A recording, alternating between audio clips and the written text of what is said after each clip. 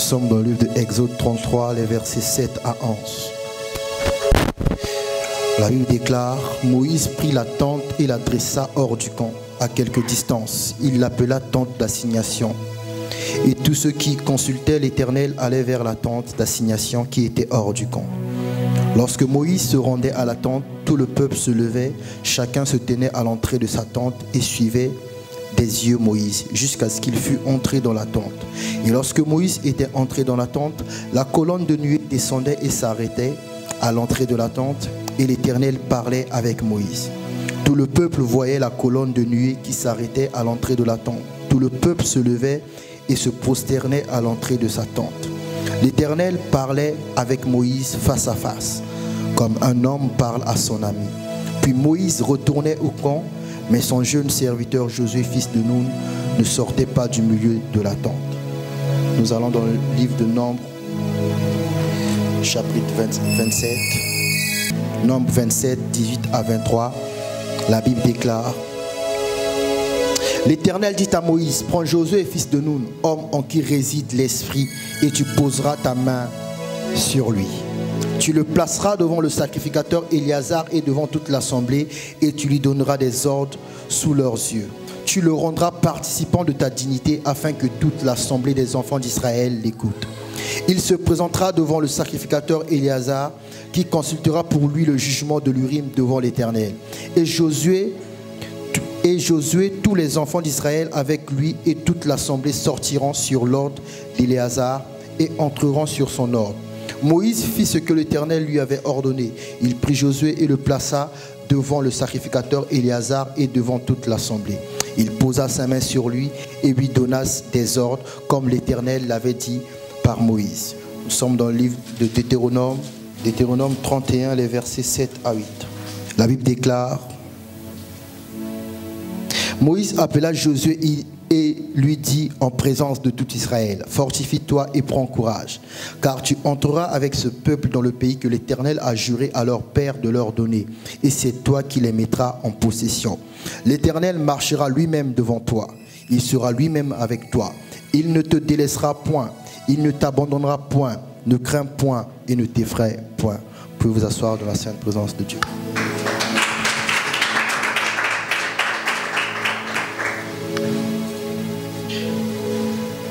Dis à ton voisin, ça va commencer. Ça va commencer. Bon. Le titre de mon message de ce matin, c'est Moïse et la pépinière de Dieu. Je répète, le titre de mon message ce matin, c'est Moïse et la pépinière de Dieu. Dis après moi: Moïse et la pépinière de Dieu. Moïse et la pépinière de Dieu. Non, dis plus fort: Moïse et la pépinière de Dieu. Moïse et la pépinière de Dieu. Avant d'entrer dans le message, il est avantageux que nous définissions ce que c'est qu'une pépinière. Une pépinière est un lieu où sont cultivés les jeunes arbres destinés à être replantés. Une pépinière, c'est encore un lieu où sont regroupées des personnes propres à une activité, une profession. Une pépinière, c'est encore ce qui fournit un grand nombre de personnes qualifiées. Dis après moi: Moïse et la pépinière de Dieu. Moïse et la pépinière de Dieu. Non, dis plus fort: Moïse et la pépinière de Dieu. Moïse et la pépinière de Dieu. Nous sommes sur la série où nous parlons de la fidélité. Amen. Vous voyez, quand je parle, même quand vous rigolez, même quand c'est drôle, il faut avoir à l'esprit que moi, je ne rigole pas avec vous. Parce qu'après tout, on n'a pas fait théologie ensemble. Dieu ne nous a pas appelés en même temps. Comprenez? Avant de partir, j'avais dit: je vais prêcher sur la fidélité. Et j'avais annoncé: quand je partirai, je reviendrai, je saurai qui est fidèle. Vous comprenez? Il y a des messages, quand vous dites Amen, vous recevez l'esprit du message. Et quand l'esprit du message, qui est l'esprit de Dieu, se saisit de toi, si tu étais infidèle, tu vas manifester l'infidélité. Vous comprenez? Non, vous n'avez pas compris. Vous dites seulement oui parce que je suis en train de parler. C'est pas ça, Sarah. Les gens disent oui parce que je parle, non?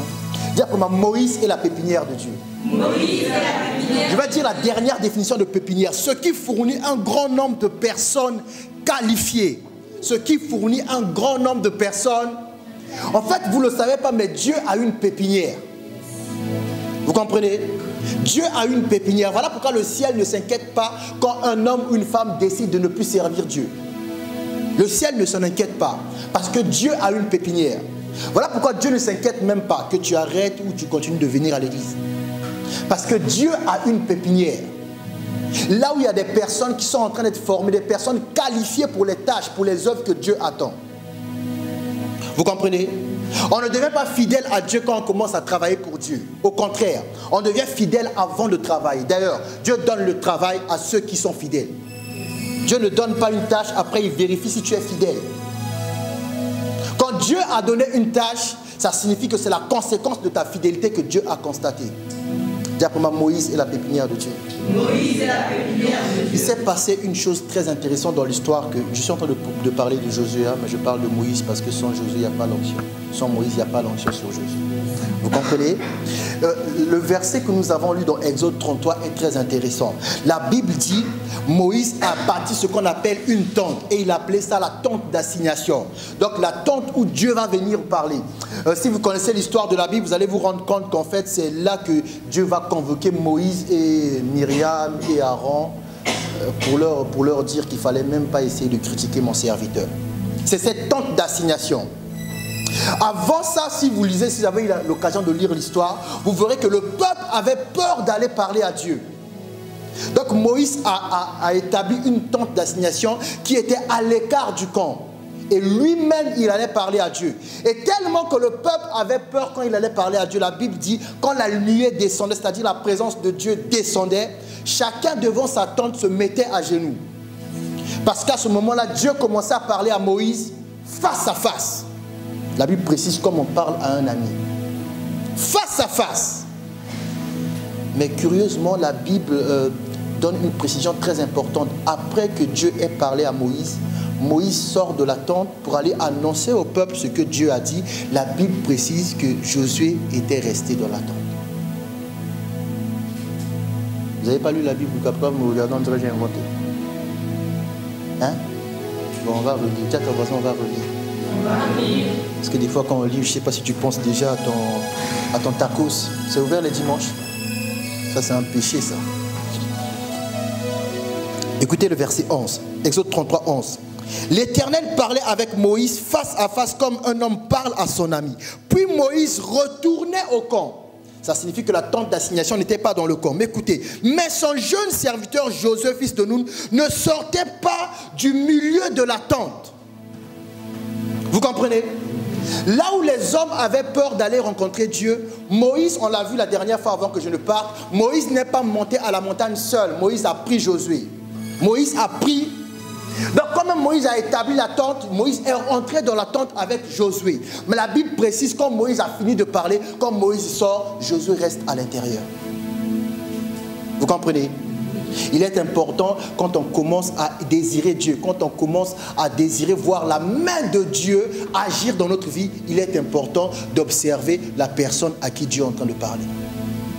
Non, tu n'as pas compris. Qu'est-ce que vous faites? Quand on prêche un message, ça vous intéresse, vous allez sur les réseaux sociaux montrer que vous avez compris le message. Josué était là quand Dieu parlait à Moïse face à face. Moïse est sorti, mais Josué est resté. Dis à ton voisin, Josué est resté.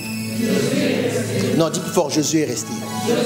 Dis pour moi, Moïse est la pépinière de Dieu. Moïse est la pépinière. Ouais, quand Moïse a établi la tente d'assignation, ce n'était pas seulement pour parler à Dieu, mais c'était pour susciter à Dieu un successeur. Et le successeur, c'était Josué. Ouais, il a suivi Moïse. Moïse a reçu les instructions. Mais lui, il est resté. Parce que le meilleur moyen d'apprendre une notion, le meilleur moyen d'apprendre quelque chose, c'est d'être exposé à la façon de faire. Donc, après Moïse, Josué ne pouvait pas entendre bien la voix de Dieu s'il n'avait pas encore observé comment Moïse entendait la voix de Dieu. Vous voyez, ce verset cache un secret important. On dit que Dieu parlait à Moïse comme un ami. Dieu va dire plus tard à Aaron, à Myriam, même s'il y a un prophète parmi vous, je parlerai en songe. Mais Moïse, je lui parlerai face à face. Et la Bible nous apprend que Josué a regardé Dieu parler à Moïse face à face. Vous comprenez? Il y a des attitudes qui te qualifient, il y a des attitudes aussi qui te disqualifient. La Bible dit personne ne peut voir Dieu et vivre. Amen. Personne ne peut voir Dieu et vivre. Bizarre, Josué a vu la conversation entre Dieu et Moïse. Et il n'est pas mort. Et il n'est pas... Vous savez pourquoi? Il était au bon endroit. Il était dans la pépinière de Dieu. Et rien que le fait de regarder son leader parler à Dieu, c'était une formation. Ok? Voilà pourquoi il ne faut pas être pressé de chercher le micro. Vous voyez, il a regardé Dieu parler à son prophète. Il n'a jamais été prophète, mais il a été conquérant. Parce que ce soit la prophétie ou l'action de conquérir, ça se fait par la parole de Dieu. Vous comprenez? Donc, quand Moïse est sorti pour aller annoncer l'ainsi dit l'Éternel, il y a un homme qui est resté. Or, la Bible dit, quand Moïse est entré, la nuée est descendue. Pour montrer que Dieu commence à parler à Moïse. Ça signifie que quand Moïse s'en va, la nuée aussi s'en va. Mais quelque chose d'extraordinaire se produit. Qu'il y ait nuée ou pas, Josué ne quitte pas la tente d'assignation. Vous comprenez? Il a su comprendre. C'est le lieu de rendez-vous entre Dieu et son homme.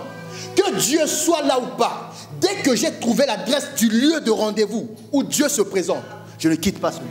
Amen, amen. Vous comprenez? Voilà pourquoi beaucoup ont quitté. Ils ont fait ce qu'on appelle yo-yo spirituel. Il vient, il ne vient pas. Il vient, il ne vient pas. Il vient, il ne vient pas. Tu vas rater l'occasion de voir Dieu parler à Moïse. Et tant que tu ne verras pas Dieu parler à Moïse, tu ne pourras pas recevoir l'onction de conduire le peuple. Vous comprenez? Parce que l'école commence d'abord par l'observation, pas par le désir de parler. Donc il était là, Moïse est sorti, Dieu est parti. Parce que c'est un lieu de rencontre entre Dieu et Moïse. Mais Josué est resté. Donc ça signifie quoi? Josué plus que Moïse pouvait dire l'heure où Dieu est venu, l'heure où Dieu est parti. Vous comprenez? On a dit son serviteur. Il restait dans l'attente. Et plus tard, quand Dieu va vouloir susciter un successeur à Moïse, il va dire, on l'a lu, prends Josué, fils de Nun, homme en qui réside l'Esprit. Tu lui imposeras les mains devant le peuple. Et il sera participant de ta dignité, de ton autorité. Donc, tu vas lui léguer une partie de ton autorité. Une autre version dit, mon esprit repose sur lui. Alors, j'ai une question pour toi. À quel moment l'Esprit de Dieu a été résidé sur Jésus? Quand l'Esprit de Dieu descendait dans le lieu de rencontre, l'homme que l'Esprit de Dieu trouvait, ce n'était pas Moïse. C'était Josué. Celui qui était constamment là, ce n'était pas Moïse, c'était Josué. Moïse vient, reçoit l'instinct de l'Éternel, sort. Mais quand Dieu descend, celui qui trouve, c'est Josué. Peu importe le moment où Dieu vient sur la tente, celui qu'il trouve, c'est Josué. Et à ce moment-là, Josué qui était dans la demeure de Dieu est lui-même devenu la demeure de l'Esprit de Dieu. Donc plus tard, Dieu va dire à Moïse, prends ce petit que tu vois là, mon esprit réside en lui.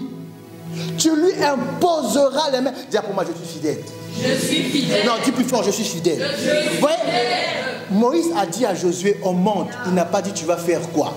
Dès qu'il a fait la tente d'assignation, Josué est resté là. Josué est resté. Josué avait compris, le prophète ne vit pas avec les hommes. Vous comprenez? Le prophète ne vit pas avec les hommes. Le prophète vit avec Dieu. Et il va vers les hommes. Donc la tente d'assignation, c'était la maison du prophète, c'est-à-dire la maison de Dieu. Mais dans la maison de Dieu, l'instrument qui était tout le temps présent, ce n'était pas la lampe, c'était Josué. Vous comprenez? Il y a des gens qui ne sont pas permis d'être à côté des hommes de Dieu. Eux, ils forcent. Qu'est-ce qu'ils nous enseignent? La Bible. S'il n'était pas permis à Josué d'être proche de Moïse, quand l'Esprit allait descendre là, il allait être le premier à être calciné. Vous comprenez? Voilà pourquoi Jésus a dit, un homme ne reçoit que ce que lui donne le ciel. Vous comprenez? Un homme ne reçoit que ce que lui donne le ciel. Mais il y a certaines attitudes qui font que Dieu va tordre sa loi. Ça, vous ne savez pas ça? Parce que voilà, vous avez peur de Dieu. Vous ne savez pas ça? Il y a certaines attitudes qui vont faire que Dieu peut tordre sa loi. Dis à ton voisin, ce matin, Dieu va tordre sa loi en ta faveur. Ce matin, Dieu va tordre Non, dis-le bien, ce matin, Dieu va tordre. Voyez, vous regardez votre histoire, vous regardez votre passé, vous regardez votre présent, vous regardez les lois de Dieu, vous vous dites c'est impossible, après ce que j'ai fait, que ce Dieu-là me fasse grâce. C'est impossible, parce que Dieu est fidèle à sa parole. C'est impossible qu'il se détourne de ses paroles. Non, non, il y a des attitudes. Il y a des attitudes, alléluia. Il y a des attitudes. Il y a des attitudes. Vous voyez, quand vous trouvez une personne qui craint Dieu, qui est fatiguée, vous me suivez? La personne craint Dieu, la personne sert Dieu, mais la personne est fatiguée. Quand vous vous substituez à cette personne, c'est-à-dire quand vous qui êtes fort, vous léguez à cette personne qui est fatiguée votre vigueur, votre force, Dieu va tordre sa loi. Vous comprenez? Non, quelqu'un n'a pas compris. Je suis en train de vous faire paraphraser l'histoire de Ruth. Vous connaissez l'histoire de Ruth et Naomi? Vous connaissez l'histoire de Ruth et Naomi? Qui était peuple de Dieu? Il faut me répondre, vous avez dit oui. Ah. Qui était peuple de Dieu? Qui n'était pas peuple de Dieu? Ruth n'était pas peuple de Dieu. Mais Ruth a dit à Naomi, je te suivrai partout. Ton Dieu sera mon Dieu. Ton peuple sera mon peuple. Je te suivrai. Je vous ai dit, le secret de la fidélité, c'est suivre partout celui qui a Dieu. Ruth a reconnu, non, Naomi, Naomi a dit à Ruth, repars, ton mari qui était mon fils est mort. Dans notre loi, quand le mari est mort, tu peux épouser quelqu'un d'autre. Repars vers ta famille. Il a dit, quelle famille, quel peuple? Ton Dieu sera mon Dieu. Ton peuple sera mon peuple. Partout où tu iras, j'irai. En fait, elle était en train de faire la même déclaration qu'Élisée avait fait à Élie. Dieu est vivant, ton âme est vivante, je ne te quitterai point. C'est exactement le discours que Josué a fait, mais pas par sa bouche, par son attitude. Parce qu'il y a quelque chose qui parle mieux que vos paroles inutiles, c'est votre attitude. Josué n'a pas dit je ne te quitterai pas, Josué est resté à la tombe. Vous comprenez? Donc il y a des attitudes qui ce matin va faire que Dieu va tordre. Dieu va tordre. Écoutez, je vais vous raconter l'histoire de Naomi. Comme ça, vous allez voir que vos petits péchés du passé, là, c'est rien. J'ai bien dit petits péchés. Toi, tu es là assis, tu dis, hey, pasteur, tu sais là où on m'a vu, tu sais là où j'étais. Non, c'est des petits péchés. Je vais te raconter l'histoire d'une personne qui est sortie du néant, qui est sortie des ténèbres, plus que toi, mais que Dieu a glorifié. C'est l'histoire de Ruth. Ruth est ce qu'on appelle une Moabite. Les Moabites sont les descendants de Moab. Vous savez d'où sort Moab? Moab sort d'un homme qu'on appelle Lot. Vous connaissez Lot? Il y a eu Abraham et Lot. Dieu a dit à Abraham, Lot n'est pas dans la promesse. Sépare-toi de Lot. Lot est allé choisir Sodome et Gomorrhe. Il est allé s'établir. Quand Abraham a intercédé que Dieu le sauve, Lot avait 2 filles. Lot est parti avec ses filles, écoutez bien, dans une grotte. Ses filles ont pris de l'alcool, ont fait boire à Lot. Quand Lot était sous, les filles ont été couchées avec Lot. Et Lot a eu 2 enfants. Parmi les 2 enfants, il y a un qu'on appelle Moab. Vous comprenez? Donc eux là, quand ils sont sortis de Lot, ils ne sont pas dans la promesse. Ils ne sont pas dans l'héritage. Non seulement ils étaient écartés par Dieu, mais ils sont venus au monde de façon bizarre. D'ailleurs, quand même Naomi est partie chez les Moabites, c'était un grand péché. Parce qu'ils ne pouvaient pas cohabiter. Il y avait une guerre. Mais Ruth, plus tard, va dire à Naomi, non, non, non, non. Ton Dieu sera mon Dieu. Ton peuple sera mon peuple. Partout où tu iras, j'irai. Parce que Naomi, à ce moment-là, a perdu un mari et les enfants. Elle est fatiguée. Elle ne peut pas survivre. Mais les peuples de Dieu, pour qu'elle survive, il faut qu'une personne jeune comme Ruth commence à aller chercher à manger pour elle. Et c'est ce que Ruth a fait. Ruth a commencé à aller chercher à manger pour elle. Vous comprenez? Et Dieu du haut des cieux a tordu la règle. La Bible dit, Ruth a eu pour mari Boaz. Boaz et Ruth ont eu pour enfant Isaïe. Isaïe qui a eu pour enfant David. David que vous lisez que David, Jésus, fils de David. Boaz qui a eu cet enfant avec Ruth, une Moabite. Vous comprenez? Donc dès que Dieu prend une Moabite, qu'il met à côté d'un Israélite, quand ils sont ensemble, il donne un enfant, Israël. Non, tu n'as pas compris.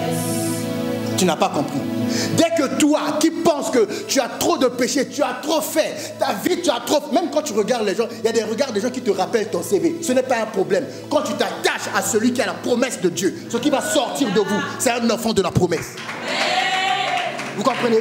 Ce qui va sortir de vous, c'est un acte d'alliance. Désormais, Jésus n'a point honte que l'on suite Ruth, une Moabite, dans sa lignée. Quelqu'un qui a vu le jour à cause d'un inceste. Le secret, c'est juste suivre. Vous voyez, suivre une personne, c'est la chose la plus difficile que tu peux faire. Suivre une personne. Parce que suivre une personne demande une constance. Écoutez, je suis parti que 10 jours. Je suis parti que 10 jours. Moi-même, quand j'étais en Côte d'Ivoire là-bas, un jour, le papa m'a révélé, tu es venu ici pour une parole. Un verset qui coûte un bien aller-retour. Un verset, ben, il m'a sorti un verset, il m'a dit, tu es venu pour ce verset, aller-retour. J'ai pris des voitures sur une route jusqu'à Daloa. J'ai pris le train jusqu'à Verviers, Bruxelles. Bruxelles, avion jusqu'à Abidjan. Abidjan, voiture jusqu'à Daloa. Et à Daloa, on me sort un verset. Tu es venu jusqu'à Daloa pour un. C'est pas facile de suivre quelqu'un. C'est pas facile. Dieu te donnera ce que tu désires. C'est à la fin. C'est pas pendant. C'est pas facile. Voilà pourquoi Ruth a fait une déclaration qui condamnait déjà ça. Il a même dit que ton Dieu me traite dans la sévérité si je t'abandonne. Vous voyez? Quand vous abandonnez pas celui qui a Dieu, Dieu ne va pas vous traiter dans la sévérité. Dieu va se rappeler que mon enfant vit parce que quelqu'un s'est substitué à lui. En fait, Ruth, dans ce qu'elle a fait, rappelait à Dieu le plan de la croix. Si vous réfléchissez bien au plan de la croix, Jésus a pris ta place. Donc à cette époque, Ruth a pris la place de Naomi.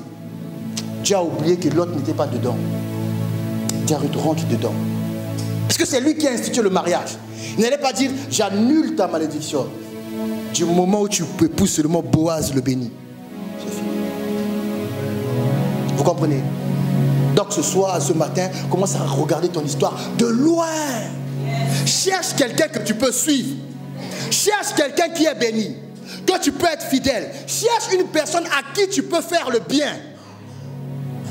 Vous voyez, c'est pas difficile de trouver ces personnes. Vous allez chercher un chrétien. Non, la Bible n'a pas dit chrétien. La Bible dit celui qui prête, celui qui donne aux pauvres, prête à Dieu. Dès que tu as donné à un pauvre, tu as prêté à Dieu. Si Dieu veut te rembourser, tu peux dire, Seigneur, je ne veux pas que tu me rembourses en argent, mais en pardon. Ta grâce me suffit. Vous comprenez? On n'a pas dit de commencer à aller chercher tous les prophètes que tu connais. Ah, prophète, j'ai écouté un message là-bas, reçois un petit 500 €, dans 3 semaines encore un petit 500. Mais non, ça c'est... Vous êtes en train de marchander Dieu. Vous êtes en train de marchander. Dis pour moi, je suis fidèle. Je suis fidèle. Dis pour moi, Moïse est la pépinière de Dieu. Moïse est la pépinière. En fait, vous ne savez pas, vous qui êtes fidèles, vous qui êtes restés fidèles, je vous ai emmené dans la pépinière. Je vous ai emmené. Est-ce que j'étais là? Est-ce que j'étais là? Mais vous êtes venus écouter la parole. Exactement comme ce que la Bible dit. Moïse est parti, Josué est resté. Celui qui est resté est qualifié pour recevoir l'imposition des mains. Amen. Celle qui va changer sa vie. Amen. Un jour, Dieu a seulement dit à Moïse, bon, toi tu t'arrêtes là, tu vois ce petit-là, mon esprit réside. Donc Moïse s'est demandé, mais ce petit-là, il a capté l'esprit à quel moment? Il a capté l'esprit quand il est resté. Il a capté l'esprit quand il est... Parce que quand Dieu converse avec Moïse, ce sont les paroles qui sortent. Et les paroles de Dieu sont esprit et vie. Donc même si on ne parlait pas à Josué, Josué a entendu, on a dit à Moïse ceci, c'est bien. On a dit à Moïse. Donc Josué, on ne lui a pas appris à craindre Dieu. Il a entendu comment il faut craindre Dieu. Vous comprenez? Ça, vous n'avez pas compris ça. Hein? Quand j'ai dit, je m'en vais. J'ai dit, je prends pasteur Rivet. Ne vous inquiétez pas. Mon onction repose sur elle. Amen. Tu es rentré chez toi, tu dis, ça c'est sa femme, ça c'est l'histoire de lui et sa femme. L'esprit de Dieu n'est pas parti. Amen. Vous comprenez? Dis pour moi, je suis fidèle. Je suis fidèle. Dis pour moi, je suis fidèle. Il est resté seul dans la tente. Personne ne savait qu'il est resté seul dans la tente, à part Dieu et Moïse. Mais un jour, Dieu va dire à Moïse, lui là, les mains que tu vas lui imposer, ce n'est pas en privé, c'est en public. devant tout le monde, et tu lui rendras participant de ta dignité. C'est-à-dire, tu prendras de ton autorité, tu vas le léguer à Josué. Pourquoi? Parce que Josué a été trouvé fidèle. Son histoire a commencé par un ordre, vous vous en souvenez? D'aller combattre Amalek, mais rester dans la tente, il n'y a pas d'ordre. Vous comprenez? Il y a des endroits, quand vous avez détecté c'est le bon endroit, vous n'avez pas besoin qu'on vous motive. Vous n'avez pas besoin. Il y a des endroits que tu as remarqué qu'il y a seulement Dieu ici. Que Dieu soit là ou qu'il ne soit pas là, qu'il parte, qu'il revienne. Je reste là parce que je sais désormais, Dieu n'a pas une autre adresse que la tente d'assignation. Donc je reste là. Josué est resté, attendant son heure. Et plus tard, Moïse va dire, fortifie-toi. C'est toi qui vas les faire entrer en possession. Parce que c'est toi qui étais dans la tente. Ouais, Dieu a une pépinière. Voilà pourquoi celui qui néglige l'église a négligé sa destinée. Dieu a une pépinière. Dieu a un endroit où il a planté des graines et il regarde. Vous voyez, j'ai dit ça dans mon livre, je vais encore vous expliquer ça. Si vous plantez une graine aujourd'hui, vous déterrez, vous allez planter ailleurs, même si c'est une bonne terre, ça ne va jamais donner un arbre. Parce que le principe qui donne un arbre, c'est aussi le fait que la graine demeure à un endroit précis. Vous comprenez? On ne peut pas planter ici une bonne terre, on arrose, et puis on prend avec la terre, on va dans une bonne terre, on plante, on arrose, et puis le lendemain, ça ne va jamais donner quelque chose. Ce principe veut que ça soit planté quelque part. Et là où c'est planté, dans le sous-sol, là où l'homme ne voit pas, Dieu voit. Donc toi qui es là, tu te demandes même, quand est-ce qu'on priera pour moi? Quand est-ce que ma situation va changer? Non, ta situation est comme cette graine dans le sous-sol. Le pasteur ne sait pas, Dieu sait. Dieu n'a pas besoin de me dire. Tu as juste besoin un jour de recevoir l'impression des mains. Vous comprenez? Un jour on va te toucher comme ça. Ça fait mal, hein? Oui, toi il faut que ça fasse mal. Comme ça. Encore toi là, comme tes tailles fines comme ça, taille des miss, taille des défilés. Quand je vais faire ça, tu vas même te retrouver dans la rue là-bas. Ta maman n'est pas là ce matin. Elle est où?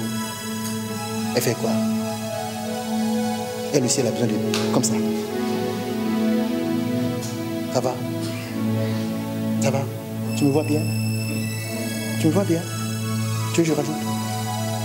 Bien sûr. Même toi, tu as aussi besoin de... Comme ça. Ça va? Ça fait mal? Non, ça ne fait pas si mal. Comme ça. Ça va? Ça fait mal? Toi, tu as besoin de me suivre. Toi, tu as besoin de me suivre, lève-toi. Lève-toi, tu vas me suivre. Alors, tout, je vais aller, tu vas me suivre. Si tu tombes, c'est pas grave. Toi, tu n'as pas besoin de ça, tu as besoin de me suivre. Dis pour moi, je suis fidèle. Suis-moi, suis-moi, suis-moi. Non, dis plus fort, je suis fidèle. Je suis fidèle. Dis, Moïse est la pépinière de Dieu. Moïse est la pépinière de Dieu. Il a bâti une tente d'assignation. Il savait que c'était la pépinière de Dieu. L'endroit où doivent sortir des leaders. Le problème, tout le peuple avait peur. Ils sont restés devant leur tente. Comme les chrétiens en ce moment qui vont regarder cette vidéo. Et vous qui restez chez vous là. Vous êtes restés devant vos tentes. Yes. La visitation ne vous concerne pas. Voilà pourquoi décembre est déjà arrivé. Vous avez peur. Oh, dans notre famille, à décembre, on mange des gens. Mais responsabilise-toi. Tu n'es pas un poulet quand même. Dis à ton voisin, tu n'es pas un poulet. Ouais. Josué était à un endroit, on ne peut pas l'attraper, mais il entend les paroles de Dieu. Jésus a dit, vous êtes bénis, vous qui avez vu ces choses, car des grands hommes sur cette terre ont cherché à voir, ont souhaité voir ce que vous avez vu, mais n'ont pas pu voir, car cela ne leur a pas été donné. Vous comprenez? Il y a des places qui sont données, vous comprenez? Il y a des places qui sont données, vous comprenez? Tends ta main. Il y a des places qui sont données, vous comprenez? Il faut me suivre, vous comprenez? Dire que moi, Moïse est la pépinière de Dieu. Ce matin, je t'annonce déjà, Dieu va tordre pour que tu passes. Parce que tu regardes trop ton passé.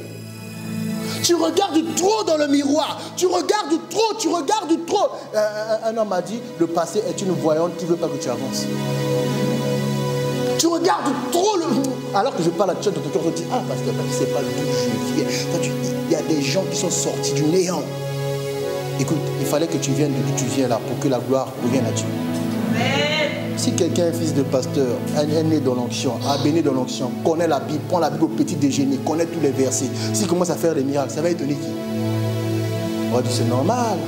Son père c'est un pasteur. Lui à petit déjeuner c'était Apocalypse. Le soir c'est Psaume. Lui en tout cas quand il te masse avec Proverbe. Mais il faut que ça soit quelqu'un comme toi. Vous comprenez? Tu sais c'est quoi l'épaisseur des ténèbres. C'est de toi qu'il s'agit ce matin. Dieu veut tordre sa loi. Vous comprenez? Dieu veut tordre sa propre loi. Il va la tordre. Mais ce n'est pas qu'il va se régner. Il va te connecter à la personne. C'est ce que vous n'avez pas compris. Tout est une question de connexion. Il y a des efforts que vous faites parce que vous refusez de suivre l'homme de Dieu. Vous comprenez? Par exemple, elle que j'ai mis debout là, ses études, elle n'a eu aucun problème. C'était vert, on dirait l'autoroute entre Abidjan et Yamoussoukro. Il y a une autoroute là-bas, c'est vert. Après Yamoussoukro, là, ça commence. Les trous par-ci, tout par-là. Donc, c'était vert. Pourquoi? Les efforts que moi j'ai fait pour souffrir, pour réussir, elle n'a pas eu besoin de les faire. Elle a eu besoin de se connecter à moi et d'exécuter tout ce que je dis. Vous pensez qu'en Belgique, vous croyez que c'est normal. Vous pensez que c'est devenu normal. Que non, si tu as des études, il faut que tu redoubles une fois, deux fois. Après, tu passes en deuxième année, tu redoubles une fois, deux fois. Après, en troisième année, tu passes à la troisième session. Après, tu cries, ah, Jésus m'a aidé. Elle n'a pas redoublé. Parce que moi, je n'ai jamais redoublé. Elle a juste besoin de se connecter à une personne qui sait là où elle va. Je suis allé au bout. Je peux revenir et te dire, là, c'est pas bon. Voilà pourquoi l'une des premières fois que je l'ai formée, c'était à 6h du matin. Elle dit à 6h on va réviser. Quand elle s'est réveillée à 6h, j'étais en forme, elle comprenait. Mais tu es en forme comme ça? Oui, le monde appartient à ceux qui sont forts le matin. Grâce matinée, tu as fait quoi? Tu as délivré qui? Hein? Grâce matinée. Je n'ai pas assez de grâce. Ça va? Tape encore.